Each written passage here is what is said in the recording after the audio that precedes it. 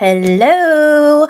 Welcome back to another episode of Bravo and Blaze, your go-to for pop culture chaos, Bravo drama, and cannabis-fueled commentary with a twist. I'm your host, Jenny Blaze, and today we're getting into all the Bravo chaos of the week. So spark your lighter, sip your tea, and let's get into the madness. Before we fully dive in, let's make one thing clear. This show is all vibes, all opinions, and based on public information, seasoned with a dash of stoner intuition. We're not CNN, we're not TMZ, we're BMB, baby. So don't come at me, brah. Be cool. Don't be all like uncool. Luann is here to monitor. Cardboard cutout Luann. It's my unofficial co-host. If you're new or lurking without following, here's what you need to do. Follow Bravo and Blaze on Instagram, TikTok, Twitter, Threads, and Facebook. Subscribe on YouTube at Jenny Blaze for full video replays, live streams, and more visuals than you probably need. Join us on Patreon at patreon.com/Bravo and Blaze for exclusive episodes, deep dives, and behind the scenes chaos. There's a lot of chaos going on. And head to bravoandblaze.com to sign up for the newsletter so you never miss a drop, update, or hot take. Okay, that was a lot already. We have a merch alert. The Bravo and Blaze signature lighters are here. Chic, functional, and absolutely on brand. Grab yours now at bravoandblaze.com. It's perfect for lighting your blunt, maybe, or perhaps a candle, like Karen Huger's 3-wick. I wonder, does anyone know if Karen's candles are still available for purchase while she's in prison? I have an update on Karen, which we'll get to later. But another quick reminder, if you're listening on audio, tap the 5-star review on Spotify or Apple Podcasts. It takes 2 seconds and helps the pod grow. Watching live on YouTube, join our chat. I'll be pulling your comments and Bravo hot takes throughout the stream. Let's get into it. I spy Max. Max is here. What's up, Max? Oh, it's Cinco de Mayo weekend. Yeah, we got to talk about Cinco de Mayo. Okay, let me start off. Before we get into Bravo stuff, we're gonna cover pop culture. I just have to give respect to Onijah Robinson because she's a queen. And I saw this on everything I see usually is on Instagram or Twitter. Apparently, Onijah reacted to Will Smith's latest viral pic and said, "That's not respecting the law. Be for real, Will." I love her.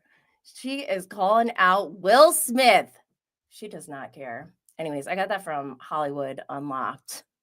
I love Onijah beefing with Will Smith. Be for real, Will. So funny coming from her. Okay.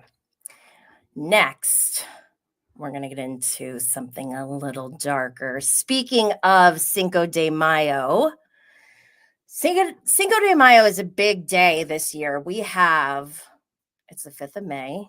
I don't really know why we celebrate it, so I can't speak on the culture behind it. However, this year, Cinco de Mayo 2025, we have the Met Gala, which there's a chair of celebrities who are they're not like hosts. I don't know what they're part of the party planning committee.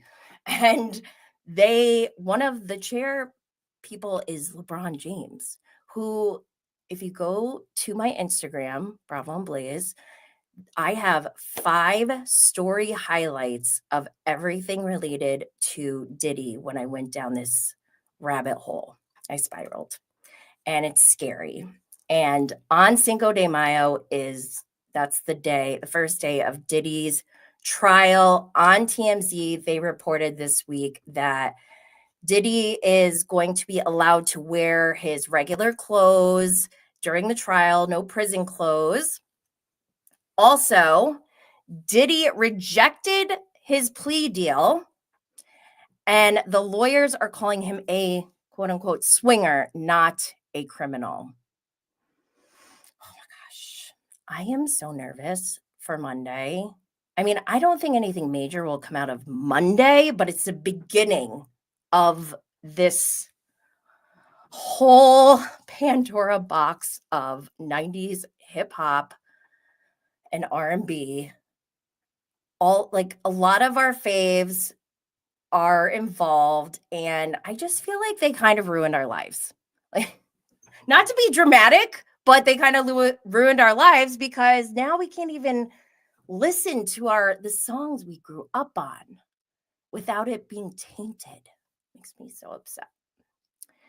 I mean, I am most upset for the victims, obviously, and I hope that we get justice. I'm just like on top of it. I hate Diddy. Good morning. Not paid by anyone. Oh, I didn't know you were in NYC. Awesome. I wanted to post this one thing from the Washington Post and Post Style.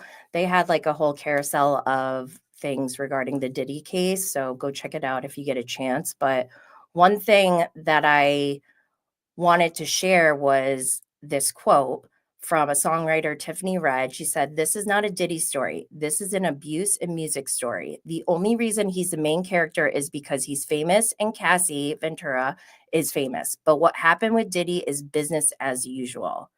And that makes me so sick and horrified. And this is very similar to the Me Too movement. I kept wondering for years and years, when are people going to start getting exposed? Because the advancements in technology have created a world where it's a lot more difficult to get away with this really bad behavior. I'm not saying that it's completely gone, but this is like the beginning of uncovering all of this nastiness. Ugh. Let's move on to more positive things. All right, let's see. What to watch? I watched a few things this past week. I have talked about Got to Get Out on Hulu for like 3 weeks straight, and I freaking love this show so much. It might be my new favorite reality competition show. And I was lucky enough to interview 2 people from the cast. That's 2 out of 20 people. What is that? 10%? Yay. Just kidding. So I interviewed Rob Roman last week. He's the one who gave up his exit strategy on the first day. And then this week I interviewed Trash Can Steve, aka Liar Steve, aka Steve Helling, who is amazing. I really encourage you all to get to know them both better in these interviews. Steve used to be on Naked and Afraid. He also was on a show called Darkness where they were stuck in a cave and had to find their way out. A dark cave. Like, what? Max said, "Liar Steve, he's a TV villain." You know what? I thought he was a villain in the beginning, but by the end of the show, I realized he's not a villain. He just understood the assignment. I don't blame him, and I'm looking forward to what comes out of season 2 because with season 1, they didn't have anything to go off of. Now we have a whole season of things that we could absorb and take note of for season 2. So I hope that they get a season 2. Go check those interviews out. They're in the show description. Okay, what else? What else? Oh, before I move on, speaking of Got to Get Out on Hulu, Kim Zolciak was also on this show. She was one of the 20 cast members. And don't forget her daughter, what's her daughter's name? Brielle? Brielle is going to be on Next Gen NYC, which used to be called Making It in Manhattan, I think. Where do they get these? Well, why do they change the show names? And like, where did we get Making It in Manhattan from? Did we make that up, or did Bravo tell us that and then switch it? What's that all about? Oh my gosh, not paid by anyone said, did she hook up with Tom Hanks' son? I heard, this is alleged, don't take my word as Bible. This is for entertainment purposes only. I heard he had to get like a restraining order against her or something. Again, I don't know. This is alleged. Someone just told me that. So speaking of Kim, let me play this video that I saw from Bravo Brie on Instagram. My mom is great. She just moved into a new house, and she's doing great. Good. Do you feel like very protective of her? Very. Yeah. No. You know, I think it gets hard sometimes. It's been a really long divorce. Sure. Yeah. 2.5 years, and it's still not even almost done. She's my best friend in the world. I love that. What are you hoping for her in this next chapter? I hope that she just continues to thrive. I guess she's been with my stepdad for 13, 14 years now.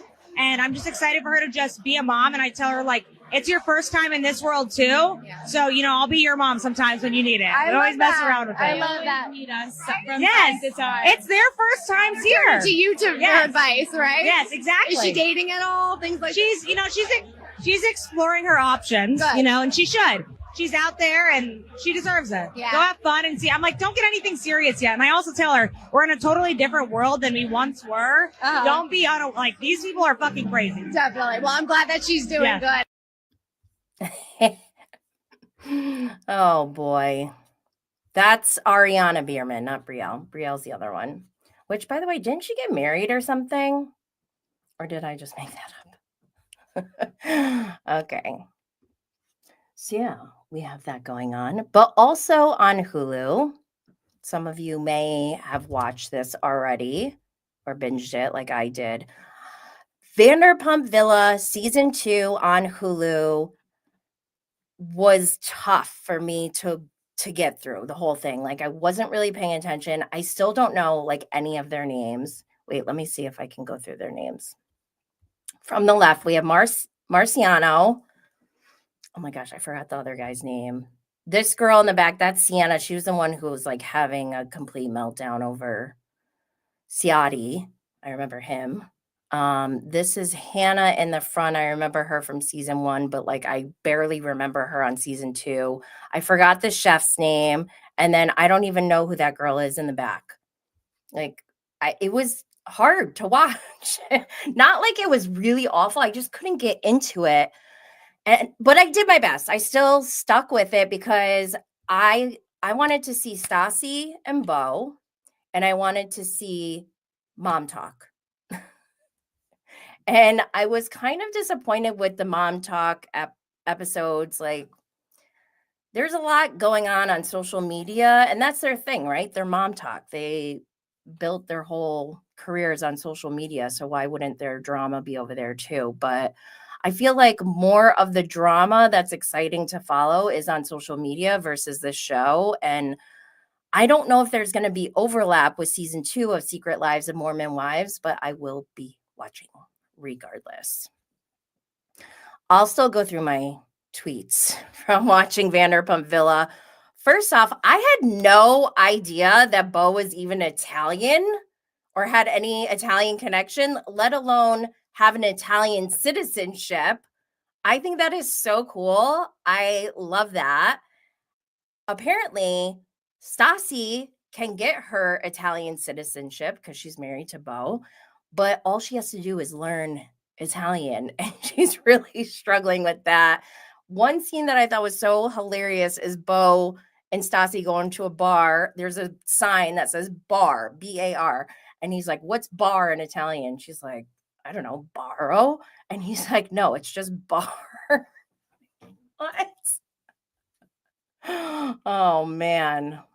It'll be rough. I forgot who made this comment, but somebody said Marciano looks like a greasy rotisserie chicken, and I I can't unsee it now. That's all I see. So if you watch season 1, you'll remember Marciano. He was on season 2 as well. I also forgot the one kid's name who was just like so out there. Like, was he like a Cali boy or something? He gave me like very like sustainable Shane type of energy, just like real chill, like no urgency to actually do work. And like, what is he even talking about? When Stassi tried to like get to the bottom of why everyone hates him, and she's like, okay, now I understand why everyone hates you. But LVP at one point, and I'm sorry if you don't want a spoiler, then you can change the channel. But LVP winds up firing him, and she's like, "We are donezo." Which, first of all, why is LVP saying donezo? Second of all, she repeated it like 10 times, and he just sat there like, "What do you mean, donezo?" Like, this kid, something's not right. We need somebody to diagnose it. That was awful. One highlight is Birthday Monster Stassi coming out in episode 7. I highly recommend watching at least that episode. She basically loses it because she wants Bo to get a tattoo of her. And it's her birthday. So, birthday monsters get what they want. Oh my gosh. Okay, I do remember one guy's name from this cast, Sam. And I remember him so well because, again, like I said, it was hard for me to get through this binge. But while I was watching, I had it playing in the background while I'm doing like laundry and stuff like that. So every time this guy Sam would talk, I had to stop what I was doing and look because I'm like, whose voice is that? Because it's very like deep. And I don't even know how to describe it really, but every time I would look at the TV and see him talking, I'm like, his voice does not match his face or body. I don't know what it is, but it just kept throwing me off. And his name is Sam. And actually, I like Sam. Sam was like getting really worked up over Ciati, who introduced himself to LVP as a British man. But then to the rest of the staff, he had an American accent. At one point, he like let out the British accent in front of some of his cast members, but like told them not to say anything or something. And then when it came out, he starts denying it. And it's just like very scary to watch because the level of like, I don't know what it is. There's like deep manipulation going on, I think. Unless I'm misunderstanding something, he did mention code switching. Someone's like, why do you switch speaking different accents? And he's like, it's code switching. He said it as if that was like a normal thing that people do. And I'm like, I don't even know what that is. So I started looking it up and I'm like, okay, is this normal though? Is it normal for like, okay, there's different accents in the US. Would it be normal for me to go to Boston and talk like a Boston person? I don't even know how to do that. And then go down to New York City and then try to have like a Long Island, Strong Island accent to only then go down to Oklahoma where they say y'all and you barely understand my cousin. Or what if we go to like Orange County, Laguna Beach, and they're all like, hey, dude, surf's up. So like, I don't know about code switching and if that's normal, but it was scary to witness. At one point, Sam is so fed up with Ciati, he calls him out. He's like, you have personality flaws that you refuse to fix. And Ciati's only response is like, you're ugly, bro. You're ugly. He could not handle it. It was very obnoxious to watch. But yeah, go check it out yourself.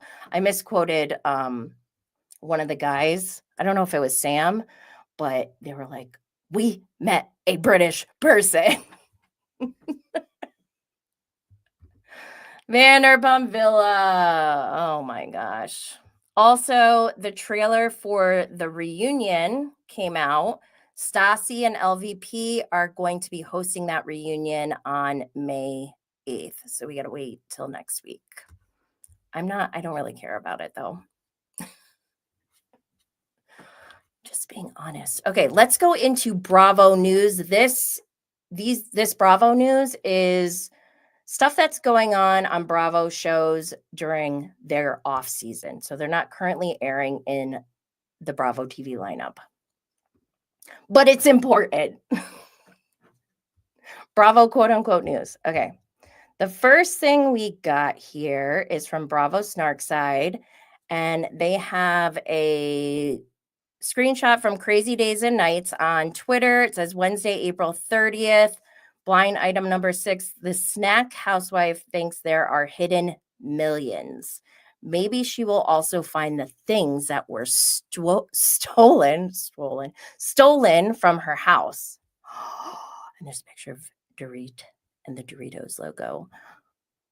If this is true, if this happens, if we find huge, and then we're going down the path of true crime again. I don't like that. I don't like when we go down that path. We have 2 housewives in jail right now. Oh, God. It's stressful. I'm sweating a little bit.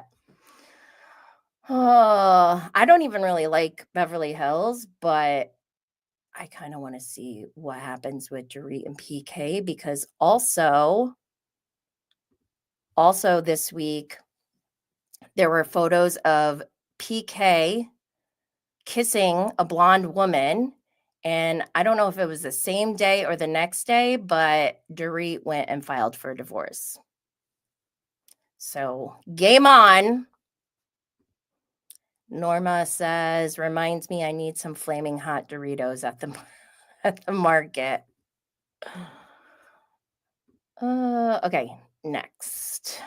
So we're moving on to Salt Lake City. And I got this from Bravo and Cocktails. The subject is bad weather is brewing again in Salt Lake City. Spill it to Bravo and Cocktails.com. Real Housewives of Salt Lake City Season 6 has nearly wrapped filming. Just the final cast trip to go. And bad weather isn't just back, it's taking over. Whitney and Heather are closer than ever. After years of ups and downs, the cousins are back to being an unshakable duo. And this time, they're not playing nice. Did they ever play nice? Old bonds have been rebuilt, but at what cost? The tornado is closer than you think, and it's getting ready to spin the truth and destroy. Dang. What's that all about? I really did not like bad weather. I hated bad weather. And speaking of bad weather, I saw this on Bravo vs. Everybody. This is, I don't know where this came from. But there's an, there's an article with the headline, Not All Roses.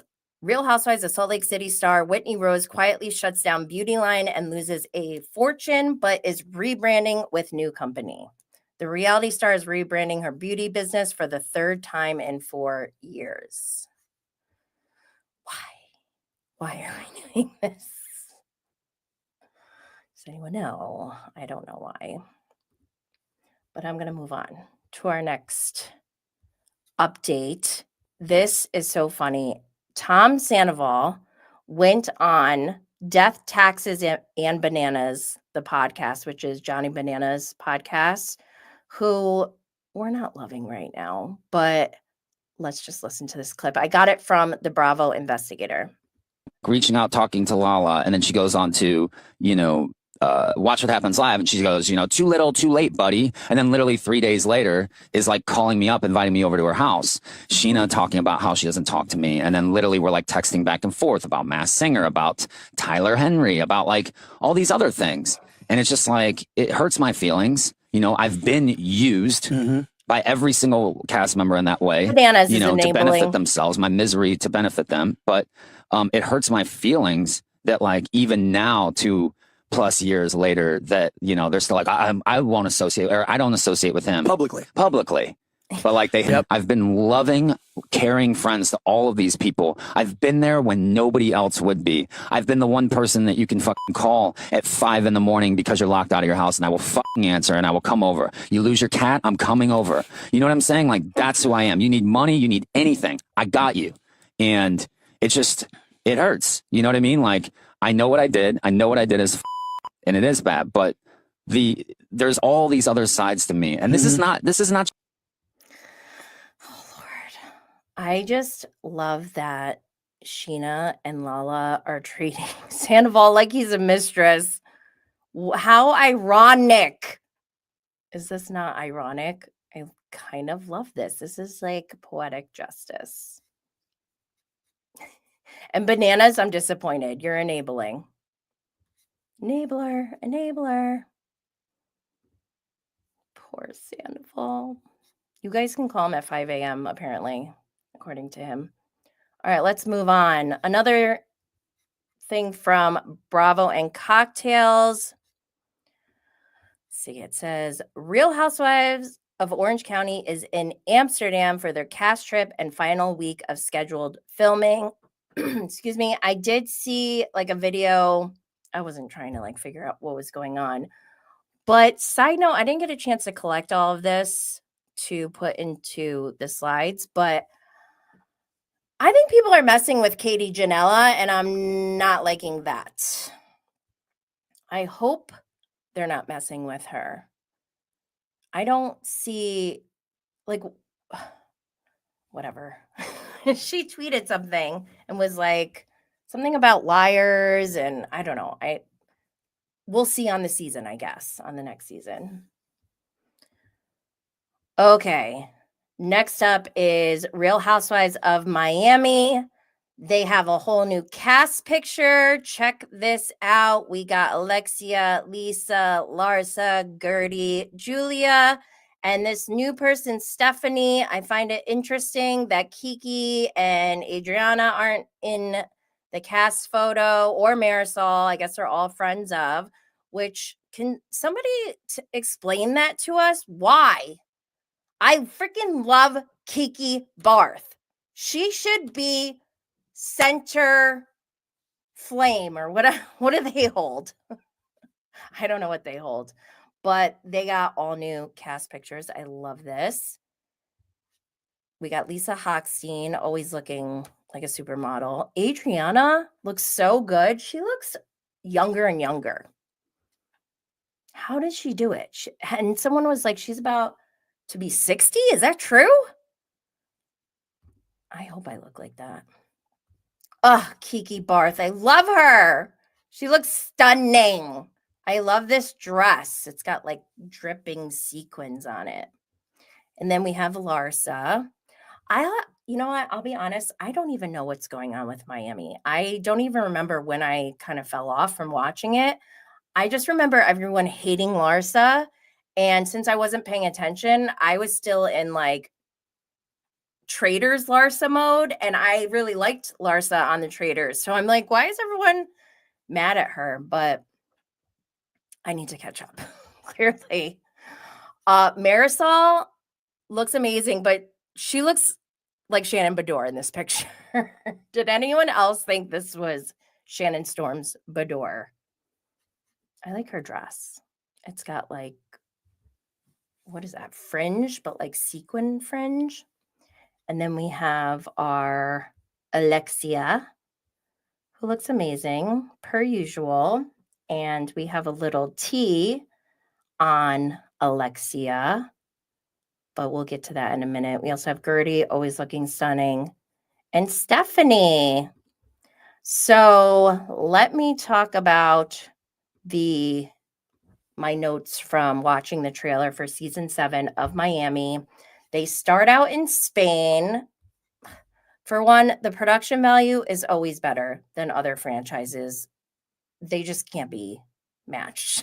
I mean, I wish they would be matched, but there's a significant difference in production value. Anyways, Marcus and Larsa broke up, as we know. She says in the trailer that he was sending threatening messages to her towards the end. Uh-oh. What else are we going to find out, Marcus? Alexia and Todd get divorced. We know that. We'll get to that in a second. Marisol gets married. I thought she got married already. And why does she have a Heather Gay eye patch during the trailer? What happened? A lot of eye karma going around.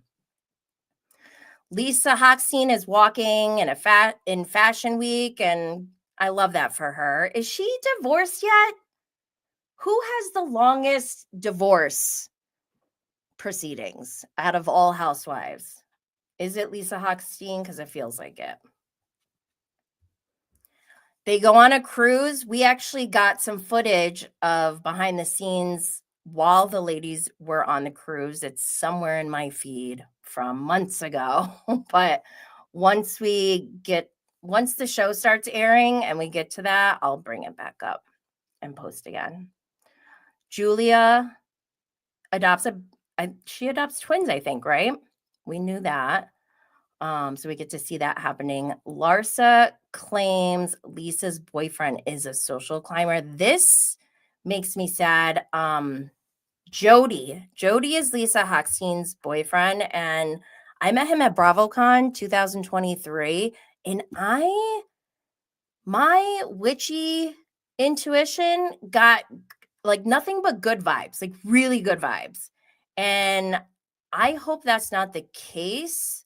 I guess I wasn't really like trying to detect any social climbing in that moment because I just was excited to meet him. And he was so nice. So I don't know why Larsa is not liking Jody, but that could cause Lisa, because don't forget, Larsa was on hold for like 4 hours on behalf of Lisa, so Lisa could go to the same restaurants with Larsa, because Lenny tried to say they can't be in the same place, and Larsa was not having it. She's like, you're coming out to eat with me to our favorite restaurants, and I'm not having this. So it's surprising to see that Larsa's claiming that Jody is a social climber. We see a lot of yelling in the trailer, as expected, per usual. And the new season starts June 11th on Bravo and streaming on Peacock. That was something I was actually wondering about because I think Miami, the reboot, wasn't really rolled out in the best way because it would get very confusing. They would did they release all of it? I don't remember even at the first season they did on Peacock. I feel like they did 3 episodes and then 1 a week, maybe. And then after that season was done, then months later, it started airing on Bravo. So you had like 2 audiences on like Twitter and social media, one that's watching Peacock and then one who's not watching until it comes out on Bravo. And I feel like that really kind of like broke up the momentum, like the social media hype. And maybe that's why I fell off last season. I don't even know. But I'm glad that it's going to be airing on what is going on here? I'm glad it's going to be airing on Bravo and Peacock at the same time. Max, yes. Max said Dr. Nicole is shown. Yep.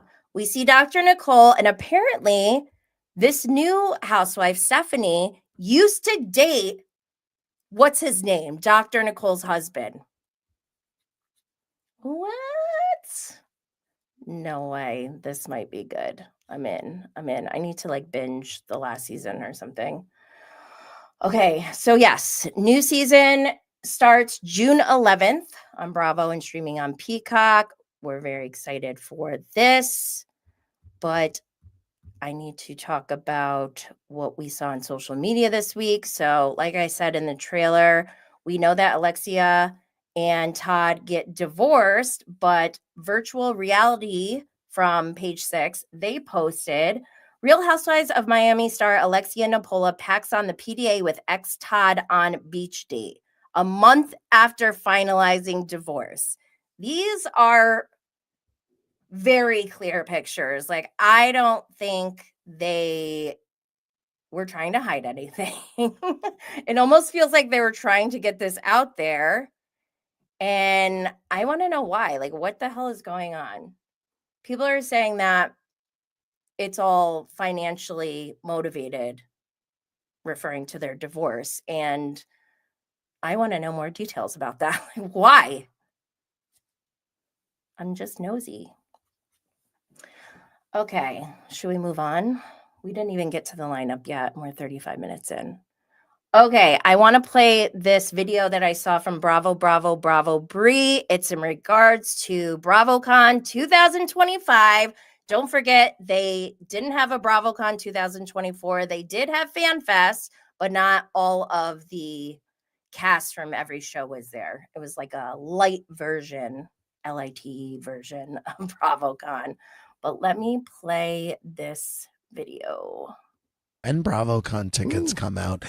I can't tell you, but I will say it's in the next, I think it's in the next, it'll be before the summer gets too crazy. How about that? But I believe Bravo will announce when the tickets are going up for sale. So it's not going to be like one day, oh my God, here's tickets. I think they will announce it. So you just stay tuned and sign up for the Bravo Insider, because I bet they tell those people first. So just all you have to do is sign up. It doesn't cost money. And you can probably do that at bravotv.com. So there you'll get this scoop first. Okay, that scares me because, oh my gosh, BravoCon 2022, I feel like getting tickets was not as big of a deal, but I knew that I had to be ready right on the dot, because the first BravoCon ever that happened, I think in 2019, I want to say, it was before COVID. I didn't go to that one, and that was like one of my biggest regrets of my life. But I heard they said that all the BravoCon tickets for 2019 were sold out in like 6 minutes. So I was like very nervous. So I managed to get a ticket for 2022, and then 2023 was such a nightmare that I have trauma, and I just don't want to go through that again. So I don't even know if I'm going to go this year, or maybe I'll go and just be in Vegas, but not be at BravoCon. I don't know yet. So we'll see. But Andy's hints didn't make me feel any better about my ticket trauma from 2023. Oh my God. I even remember I was lucky. I got a VIP ticket, but I really at one point sat on the floor and was like, I'm not going to BravoCon. This is absurd. Oh my gosh. So I have a feeling and that same year, some people paid to go on a wait list. I was so upset about that. I'm and people who should be there? People who cover Bravo all the time. I'm like, what? How did you not get a ticket? What is happening? It was so upsetting, and I just don't want to go through that again. So we'll see. Get ready. Get your credit cards ready. Get ready to speed type in your contact information, or, oh my God. And I think in 2023, they used Ticketmaster. So you had to sign up, create an account. It was just so different than 2022. And I don't know what 2019 was like. Anyways, okay, let's move on. We're 40 minutes in and we didn't even get to the Bravo TV lineup. Let's do this. Okay. First up, we have The Real Housewives of Atlanta. Season 16, episode 8, Boots on the Ground. The episode description is Portia's cowboy-themed birthday bash comes to an end. Although Drew's arrival didn't dampen the birthday girls' parade, a message received from Atlanta did. Angela overhears a conversation among women she thought were her friends and decides enough is enough. I really I don't know. I'm just not that into it. Like I said with Vanderpump Villa, I play it, but I'm not like, my heart's not in it. The only part that really stood out to me was Angela recording the women from her bedroom, like her bedroom window, which they saw. And then she doubled down, came downstairs, and started recording them straight to their face, which I thought was so kind of badass. I love that for her. But I thought Portia was going to lose her mind about it. And then I started getting flashbacks of Meredith Marks getting upset about Brittany Bateman recording them in a Sprinter van. You're recording us? I am disgusted. You need to leave. Ah! Meredith bangs. Okay. But yeah, we'll see what happens with that. I'm not like following along that well. I'm not the best person to talk about Atlanta, but at one point this week, I was like still thinking about how we had that exchange between Britt Edie and I am Ming Lee on social or on Instagram. And turns out it's not Kimora Lee Simmons' daughter. And I still am like, I'm not over it. I think it's so funny that I thought it was Ming Lee. Oh my gosh. I'm like, who is this woman? Why, like, where did she come from? And why is her name the same as Kimora Lee Simmons' daughter? And if you don't remember, I have this picture of a post from the Vault podcast page on Instagram, and it's comments between I am Ming Lee and Britt Edie about pictures, like illicit pictures and all this stuff. And I am Ming Lee was like, you're a year younger than me, or I'm a year younger than you. And I was just like, what is happening? Ming Lee is older than a housewife. It just didn't make sense to me. And then turns out this Ming Lee, she's from Basketball Wives. And so I just need to share this with you. Lee, owner of Snob Life, and I am an entrepreneur. If I had to give myself a nickname to this group, it would be Switzerland. My nickname would be Switzerland because I listen and I don't judge. Okay, so that is a completely different person than Kimora Lee Simmons' daughter. Sorry if I confused anyone. Oh my gosh, I'm still laughing about that. All right, let's move on. Bravo's Love Hotel, Season 1, Episode 1, the season series premiere aired on Sunday. And let's see, what do we have here? The episode is called Putting the Wives Back in Housewives. 4 of the Real Housewives who have been notoriously unlucky in love check into the Love Hotel with open hearts. Joel, their love concierge, holds their hands as they jump into the romantic luxury retreat of a lifetime. The ladies mix and mingle with a dating pool of successful suitors and must pick only one for their first date. Are these housewives ready to break old patterns and finally find lasting love? This show is so... I am intrigued by it because it's the first dating show on Bravo ever, and it's our girls. We got Luann. Wait, can't see Luann's face. Oh my gosh. Poor Luann. Oh my gosh. You know what? I just made it worse. Never mind, I made it worse. Okay. We have Luann, Giselle, Shannon, and Ashley. I mean, that's great, but as soon as I saw the men that they chose for this show, I was very disappointed. I forgot all their names, but the one that Shannon picked, Earl, is that his name? What a dud. Oh my gosh. Why are we giving them these guys? They're so awful. And then I can't help but like think differently of Joel, the love concierge, because of what he did to Shannon after they wrapped filming. He went on social media and he ranted about Shannon, saying she was like an awful person and all this stuff, and then retracted it later on. What's that all about? I don't know, but I love that we have Luann on this show. They called her little love bio. Oops. Her little love bio says she's from New York City. Her occupation is cabaret singer and amateur catfish wrangler. About me, it says lover of good music, gorgeous men, and a mean batch of eggs a la francais. I wonder if she really wrote this or if they just social made this up. For Ashley, it says occupation, former beauty queen. She should put drag king on there. Musician, athleisure, and wellness mogul. Okay, that's debatable. About me, healing, thriving, exploring the world and parts of herself too. I don't think Ashley should be on this show. Not because I don't like Ashley. I just don't think Ashley needs to be on this show. Not that the other ladies need to be on this show, but like, I don't know.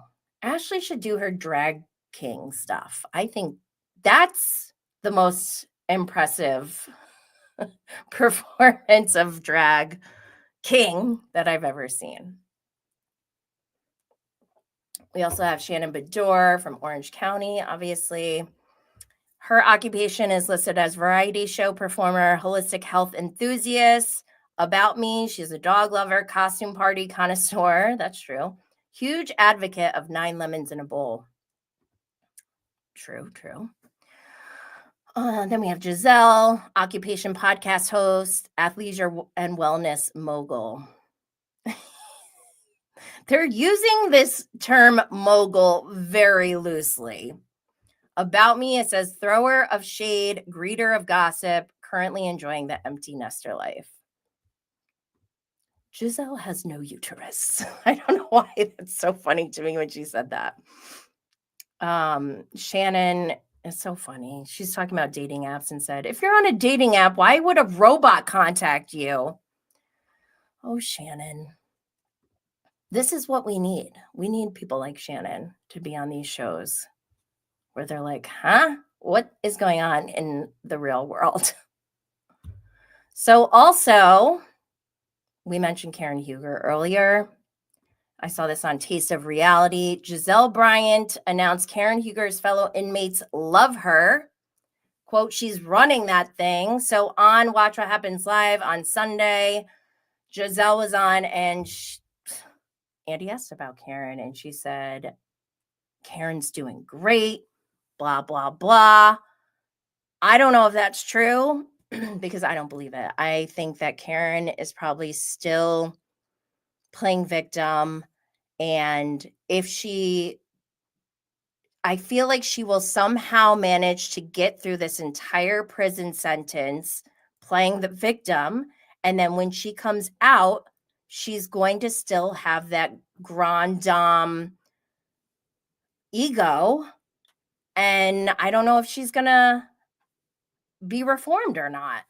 So we'll see how this goes. I'm here for watching everything go down. I want to know what Ray's doing. Is Ray selling the 3-wick candles? Near Nothing said, I love having Luann showing the other women that men are accessories at this point and they owe them nothing. Oh my gosh. Yes. Oh boy. Okay. We're going to move on to Below Deck Down Under. Down Under. Season 3, episode 13, Lipstick Service. Our episode description is Harry struggles with his new responsibilities on deck. The interior tries to keep it together in housekeeping. Zarina attempts to take control of her department. A sudden lightning storm threatens circus night for the guests. I don't even think I tweeted that night. Did I? No. What happened? It was not like there wasn't really anything exciting going on. Harry, I actually do like the new bosun.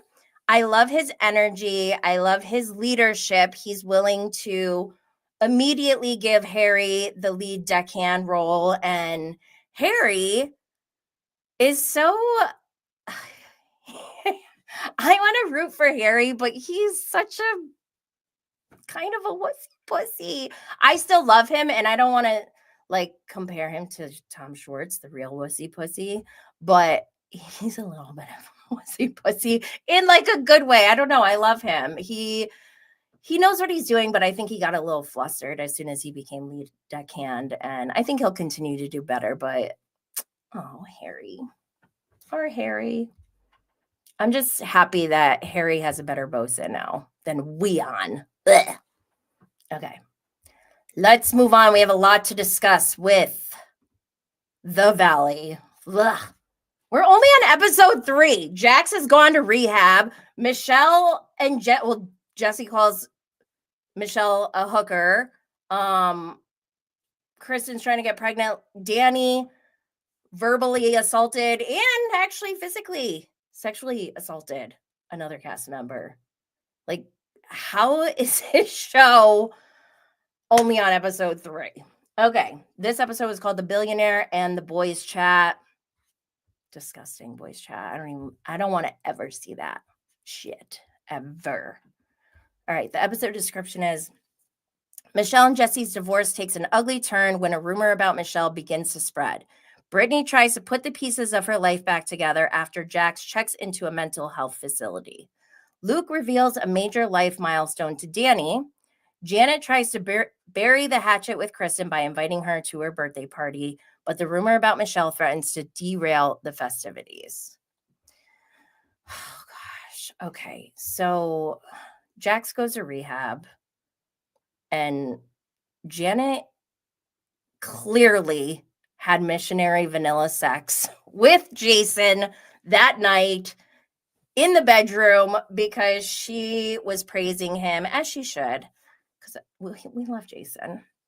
She's like, I just want you to know how proud I am to be your wife. And he needs to hear that. That was perfect. I love that for him. But, oh my gosh, this show is such a mess. Actually, maybe I'll just go through my tweets. Oh, before the show even aired on Tuesday, Jax updated his profile picture. If you're listening to the podcast, consider joining us on YouTube because I have a picture of it. And it's just like this. He's like looking at nothing. And I feel like he probably is hearing Tom Sandoval's voice saying, pretend you have to fart, or I don't know, something weird. But what is that all about? I'm not buying any of Jax's performative behavior, just for the record. Also, we keep saying Hasselhoff, David Hasselhoff, is the Baywatch guy that Jesse's girlfriend was hooking up with. How do we know it's not Zac Efron or The Rock from the other Baywatch? First thing we need to find out is which Baywatch are they referring to? It's very important. Also, like I said already, I don't want to ever see what's in that boys chat because it sounds disgusting. I'm sure it is. And the way that Jesse's like, I got Rookie of the Year, that tells me a lot about how disgusting that chat must be. Also, Danny, I've been loving Danny, and this must come from like my personal background of like growing up in a Christian church and like just always hoping that Christians will show me that they are this perfect person, and I'm always let down. And I cannot believe he went up to Jasmine and said, get daddy a drink. Excuse me? And then slapped her fiance's butt, and he was blackout drunk. He didn't even know. He thought he assaulted Michelle. Michelle wasn't even there. That's how blacked out drunk he was. That makes me so scared. Also, we see Jesse and Kristen kind of working together, which is odd considering last season. And I still love Kristen Doty, but I'm disappointed because I hate Jesse. I hate Jesse Lally so much. And I am very aware of why, because I clocked him in season 1. I could see his covert abusive behavior. It's like invisible abuse towards Michelle. Is Michelle perfect and innocent? No. But for me personally, I do not care right now. Like, this is the only time I'm going to not turn a blind eye. Like, I don't think that she should have moved in with her boyfriend, with Isabella, before she's divorced. However, after watching the after show, I suspect that Jesse has been financially abusing Michelle throughout their entire marriage. And probably not so much in the beginning when they were like both hustling, but Michelle said when they were both working together, they were making lots of money. But then when she got pregnant, obviously she's like having a baby. The woman has a baby. The men don't.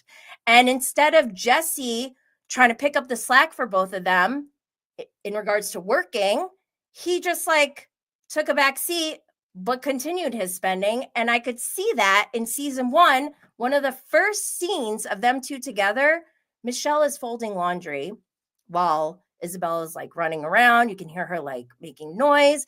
And you can tell Michelle's the only one who is like trying to pay attention to Isabella while she's also folding laundry. And Jesse's just standing there talking to her as if there isn't something to do. Like, he couldn't pick up one little hand towel and fold it and contribute. That told me so much right there. And then as I continue to watch season 1, I'm like, oh yeah, this guy, he's doing stuff behind the scenes. Like, when you see him bang on the table and then lose it in the hallway, that's Jesse. I believe that's Jesse, and I believe it's way worse than what we saw, because that was in front of cameras. And the way he's so vindictive, he's admitted that he does things out of spite. That's just so gross. You have a child. Like, what are you teaching your daughter? The way that he treats Michelle is how Isabella is going to allow a man to treat her when she's an adult. And I'm blaming Jesse. Yeah, I said it. We'll talk about them some more. Like I said, there should be no sanctity in the boys' chat, which I'm guessing is the most vile and disgusting display of male herd behavior. Blech. Oh my gosh. At the end of this episode, again, I'm not recapping, by the way, if anyone hasn't noticed already. We're like 1 hour in, and I'm assuming you already watched everything. So when Michelle's like, I was thinking that we should have a vote to see if Jesse can stay in the house, I was like, yes, Michelle, vote him out. And I totally forgot that Jesse is the one who like booked the house, which makes this even more hilarious. It's just so ridiculous. I mean, I would never, that's not reasonable. But even though it's not reasonable and she still went after it, kudos to her. I'm here for it. Get him. Ugh. And then on Watch What Happens Live, we had Brittany and Luke. Everyone seems to be Team Jesse on the Watch What Happens Live polls, and I am very disappointed in all of you. Just kidding. But not kidding. Ugh. Get daddy a drink. This picture. Michelle was crying in Dave and Buster's. Like, oh my gosh. Michelle is nuts. Nutso in the best way. So before I talk about what was in the after show, I need to say something. And I'm talking directly to Alex Baskin.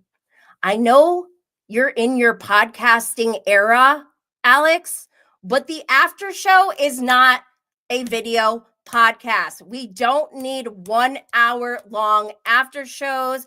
If you're going to give us an after show that is that long, we cannot just sit there and watch them in a chair talking.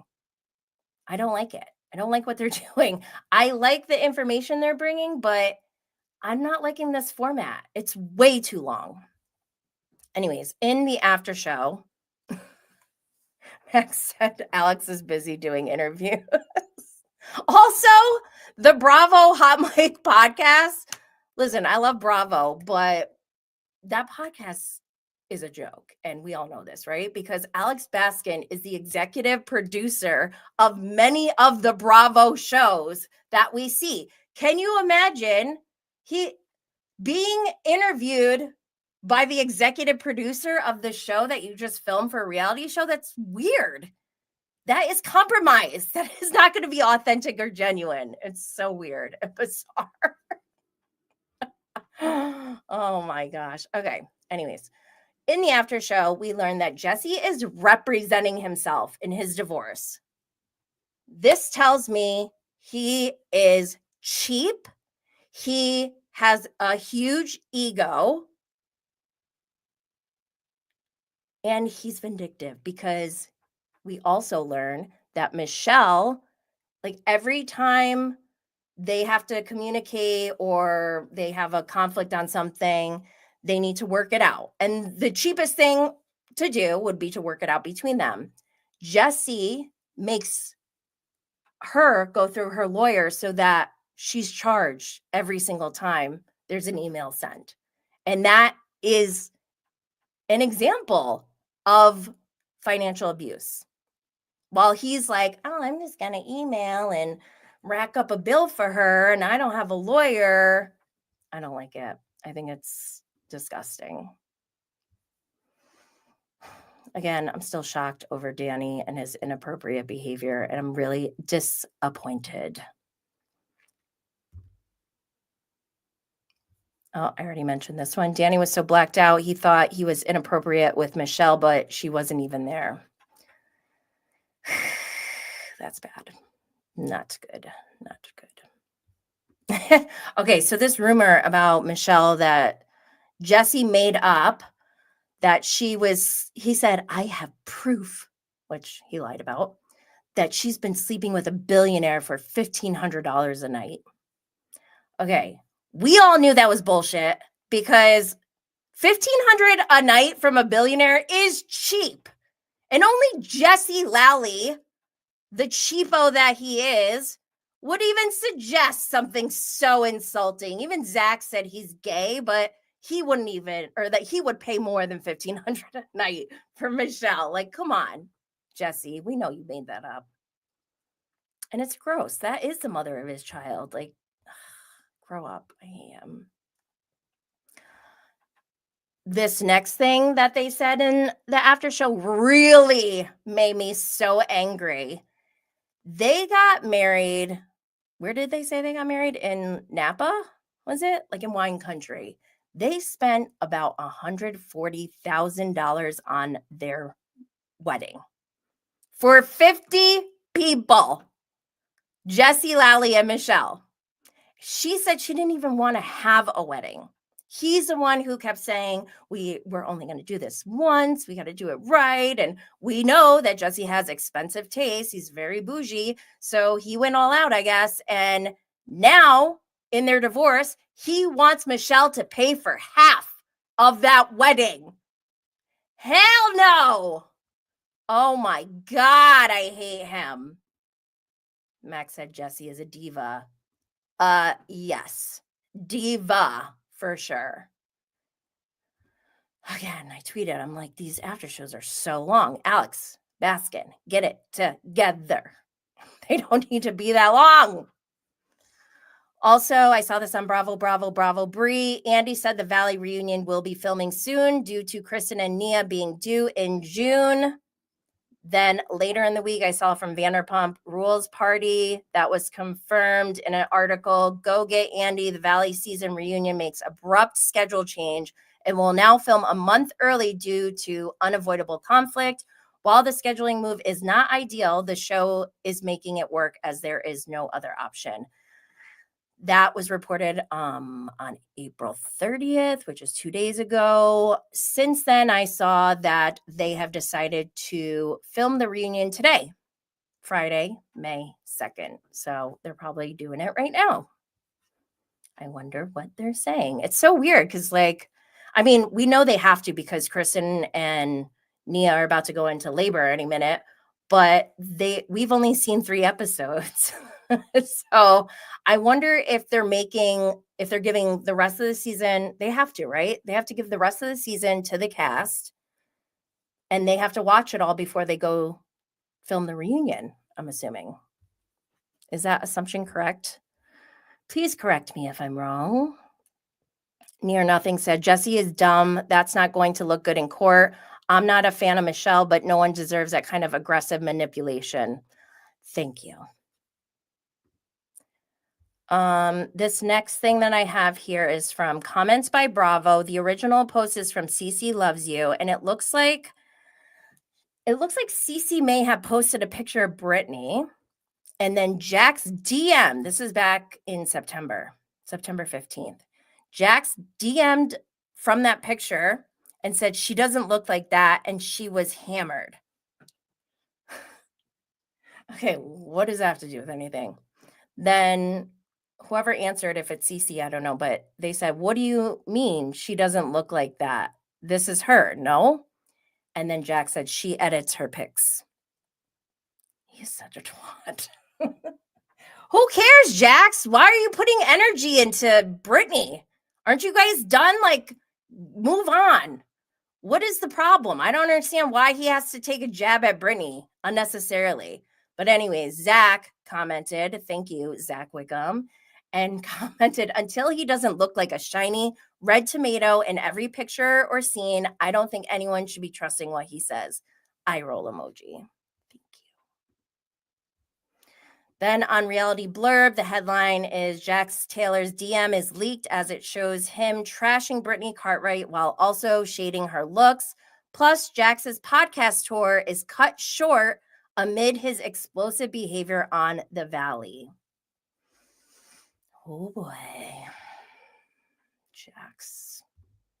I feel like Jax thinks this is what the audience wants. I feel like he has tried to craft his own storyline ahead of filming because, and I talked about this on a Patreon post, I think him and Tom Sandoval have some kind of disorder. I don't know. I'm not a doctor, but I think they have something in them that has developed from being on reality television for more than a decade, where everything they do is kind of premeditated and thought out under the lens of a camera.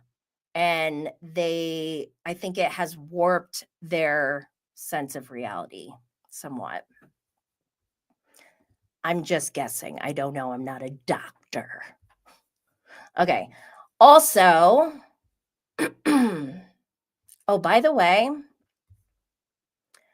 Jack's saying that he's worried about everyone talking about him while he's in rehab is so stupid.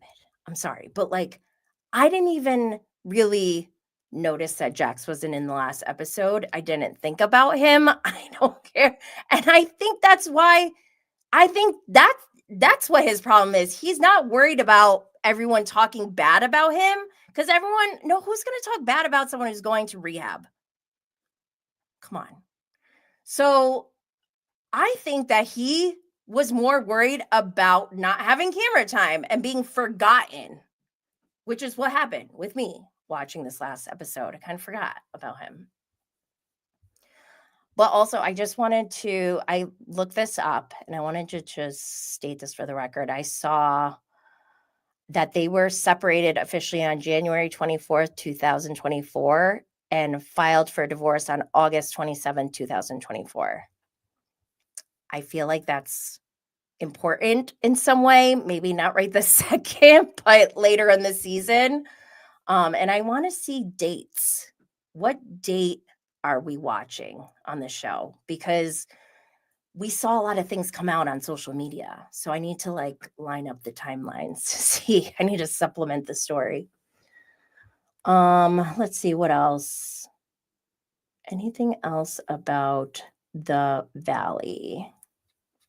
Oh, yes, there is. Okay, so Carlos King interviewed Jesse. I'm going to play this little clip. Moment the other day where, you know, one day Isabella might be bullied because of this thing that I did and said about her mother. And I regret the second I hit send. I doubt it. Did you say it because somebody told you this, or like how did that even come about? Like you saying that? I mean, honestly, I don't think it's worth giving any more life to, because I've apologized up and down to Michelle. I've apologized to, you know, even putting my friends in that position to have to repeat it. I don't want to put any more life into it. Has Michelle accepted your apology? She should not and probably will never. The way this just feels so manipulative to me. The way he said she should not and probably will not ever makes him seem like he's very remorseful and that he is very aware of what he did wrong, but I don't think he cares. I really don't. Because why would you even put that out there? He knows what he's doing. They're on a TV show. He knows it's going to be on camera, which tells me he doesn't care about Isabella. The way you treat your daughter's mother is a reflection on your love for your children. Okay. Just that's my personal opinion. Okay. I did a poll when I posted this clip. Who do you like better? This was in my Instagram stories. 25% said Jesse, while only 19% said Michelle. 54% of everyone who voted said neither. That's sad. And only 2% said they like both. Like, yay. I'm not saying I like either of them. I mean, if I have to choose, I'm going to be Team Michelle. Like, whatever she says, I ride or die for the girls. But I'm shocked that 25% like Jesse better. What is happening? We need to do better. All right. Let's move on to our next show. Oh, shoot. I'm not done with the Valley. We have another thing. So this is from Taste of Reality. Kristen Doty calls out Jax Taylor for copying her merch. I guess, apparently, Kristen created the Valley merch for James May, which we all know. She owns a t-shirt company.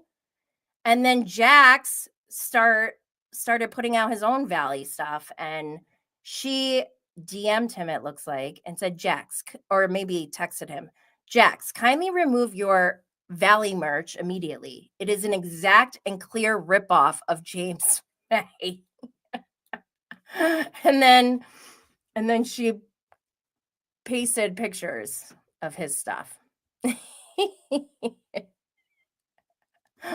Oh my gosh, Jax. Of course Jax would do this.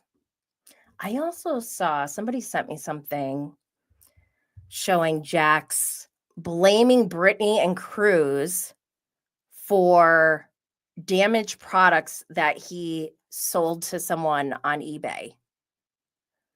Like, that is so something he would do. Okay, let's move on to Summer House. We had season 9, episode 12, Pillow Fight. As the first annual Snooze Fest continues, more revelations come to light. Carl confesses his crush on a housemate. Lexi and Jesse's confrontation leads to fallout throughout the group. Oh my God. I hate Jesse Solomon. I did not like him on his first season, but I didn't feel like it was appropriate to verbalize that when his storyline was about cancer. And like, I don't want to be the douchebag, but this season, I am so glad everyone is seeing it now. He is awful. Huge love bomber, super manipulative. I don't like him. But I'm going to scroll through my tweets. So first of all, why is Carl trying to date Sierra? And I don't mean like, oh my God, why would he like Sierra in that way? Like, obviously, Sierra's gorgeous. She's stunning. Her taste in men is very questionable, but I just don't understand Carl. Why is he even here? I blame Kyle Cook, by the way. I feel like if Kyle Cook never outed Carl, well, Carl is to blame at the root of it, but I don't think Kyle Cook helped at all as his boss, who went on national television and talked about his drug use and everything and how it impacted his work ethic, and how he didn't he say like Carl was so high on cocaine he forgot his laptop at home. Like, how do you think Carl's going to get a regular real job after something like that? And I know everyone, like, I've heard people say, yeah, but Carl shouldn't have even done it. Yeah, but also as a employer, Kyle has responsibilities and accountability for his employees, and releasing their personal information about what he did at work is effed up, in my opinion. But I just feel like Carl should have tried, if he could have got a regular job outside of the show, he should have, in my opinion, he could have left after he stopped drinking, once he realized he had a problem, an addiction issue, after his brother died, all of that. Like, Summer House is clearly not a healthy environment for someone who needs to heal and work through their trauma, in my opinion. And I think he's only continuing on Summer House for a paycheck, which again is Kyle Cook's fault because he was a terrible employer. Would never work for Kyle Cook. Oh my gosh. I just wish Carl would stop trying to make fetch happen in the Summer House and like go heal. Go take care of yourself.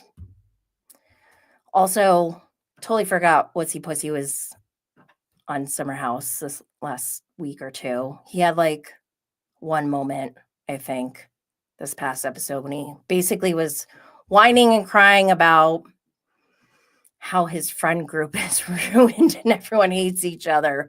We know, sir. We know everything.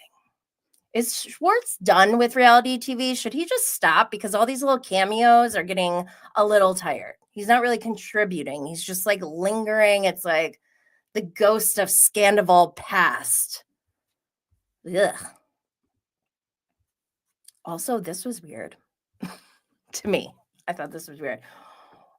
I feel like this was Wes' idea. Wes slept on a trampoline outside and they invited all the guys. I don't know if he invited the girls and they all said no, which I wouldn't be surprised, but 5 dudes. You got Jesse West, Carl, Kyle, and Tom Schwartz on this trampoline that's like supposed to be West's bed. They're all watching Zootopia on one laptop. I hate West also. And I have an actual reason to not like West. When he was dating Sierra, I DM'd him something nice. It was like, oh, I love, like Sierra and you guys are so cute. I hope you treat her right or something. And he's like, I will make sure I treat her right or something along those lines. And I just feel like that is a flat out lie. Like, why even respond? Just don't respond to me if you're going to lie. Ugh. Done. Brah. I hated your outfit at the Snooze Fest. And unlike everyone else, I hated the candle. Okay, what else? Oh, yeah, and I'm glad that it rained on West while he was sleeping. I was hoping Kyle Cook's DJ equipment was out there too. And of course, if you watch the episode, you know that Lexi told Jesse he can throw the exclusive out the window. She doesn't want to be exclusive. She called him out. He tried to talk to her one-on-one, which I kind of like, I probably would have went along with that. So good for Lexi. I'm glad she stood her ground. She was like, no, we're going to talk about it in front of everyone because you're apparently saying other things to people than what you're saying to me. And good for her because that's how they manipulate you. They isolate you. They tell you the version they want you to hear, which is different from what everyone else knows. And you're supposed to believe them. And if you don't trust them, then you're an untrustworthy girlfriend. And they're not even exclusive. So I'm glad that Lexi dumped his ass. Sorry, excuse me. I'm getting worked up. Okay, what else? I also saw this on CC Loves You. So it's a post about Emerald. Remember after the reunion last week, there was a picture of Andy out with Kyle, Wes, Carl, and Jesse, but there was no Emerald. And so CC Loves You posted, and apparently in DMs, he said, I left early a few hours before they wrapped, so that's part of it. And then the response was part of it, so not all of it, or? And he said, I mean, I don't know. I'm going to chalk it up to that and move on. It's all good. And then a separate DM, he said, I'm so glad I did it and got some publicity and a platform for my English school. That was always my big goal in all of this. And I love that because I wish we did see this. The next post that she had up in her carousel, it says, the show really showed only one side of Emerald, but he has so much to offer. One thing that I personally adore is that he opened an English school in the village he was born. I mean, what a beautiful soul. The way he gives back definitely deserves some attention too. I agree with that, and I wish we saw more of that on the show. But since all we've seen is Emerald looking like some kind of crazy sex addict, I'm just going to say go fucking for fluency, dicks for dialect, dicking down for dialects. That's Emerald's campaign slogans. I don't know what else to say. So we'll move on. Oh, I wanted to remind everyone, though, don't forget about the reunion and what I have manifested versus what I have predicted. Let me close that down. So I have manifestations. My manifestation for Sierra was that she realizes her attraction to walking red flags and checks into a wellness retreat. My prediction was that Sierra says she loves Jesse. We are lucky because on Watch What Happens Live, I think I manifested properly because Sierra debunked the rumors about her and Jesse not going to Lexi's birthday party and hanging out with each other. Instead, she said that never happened. She also addressed the Coachella picture where we saw them looking like cuddly. That's what made me think that she was going to be like, I love Jesse, which she still might say that, like as a friend, but whatever. She said that they just happened to run into each other at Coachella and they took pictures together. And my conclusion from all of this is that Jesse is a clout chaser and a manipulative F-boy. Yes, that's how I feel. My opinion. And witchy vibes. Oh my gosh. So before we go, I just want to remind you all that we have our Bravo and Blaze signature lighters for sale at bravoandblaze.com. That's our wrap for today's episode. I'm trying to organize my screens right now because we're live, so I have to fill the void, the silence with something. All right. If today's Bravo Chaos gave you life, made you laugh, or made you scream, do me a favor. Subscribe, leave a 5-star review, and send this to the group chat that always has the spiciest opinions. Want more Bravo and Blaze in your life? Watch the full video replay on YouTube at Jenny Blaze. Hit the like button, drop your thoughts in the comments, and let's keep the Bravo conversation going. Join us on Patreon for bonus episodes, extra chaos, and unfiltered hot takes. Snag your limited edition Bravo and Blaze signature lighter, available at bravoandblaze.com. And don't miss the next merch drop or surprise. Sign up for the newsletter at bravoandblaze.com so you're always in the loop. Follow at Bravo and Blaze on IG, TikTok, Twitter, Threads, and Facebook for daily mess, memes, and Bravo recaps. Thanks for watching. Thanks for riding the chaos wave with me. And as always, stay lit.